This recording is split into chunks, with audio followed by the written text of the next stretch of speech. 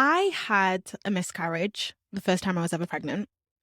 And so by the time I had my second pregnancy, which is my first son, I he was very wanted, extremely wanted, and I was waiting for him to come, right? So that for me added a layer of pressure on, I think, the expectations that I had for myself around being the perfect mom. I don't even know what that means. I don't know what being perfect mother means, but I had that expectation for myself, especially when I quit my full-time job, started my new business. Like I was starting this business so that I could be a more present mother.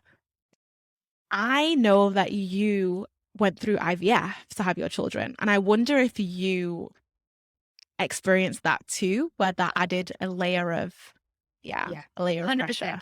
Like, we haven't been able to conceive naturally, so we're going to go through this other process, which I'm grateful worked really well the first time. Um, but it's not easy and it's not cheap. So what happened then was the friction of going, oh, this is nice and everything, but it's not my whole life. Being a mum is not my Mhm. whole life. And I've got this obsession with copywriting and my business that is showing me, I mentioned that I'm more capable than I ever thought I was. Um, and so there's really conflicting emotions between like, oh, I work so hard to get this baby. I also work so hard to get this business. And I'm kind of a little bit resentful that I don't get to spend all my time with it. And that's really difficult when I always thought I'd be the mum. It's like, oh, we're going to sit down and we're going to play for hours.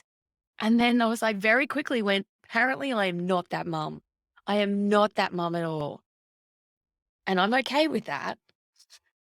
But it comes with a lot of emotional stuff to work through when you're like, oh, I don't want to spend all my time with you as a baby or even a toddler. I want to do other things. And should I feel bad about that?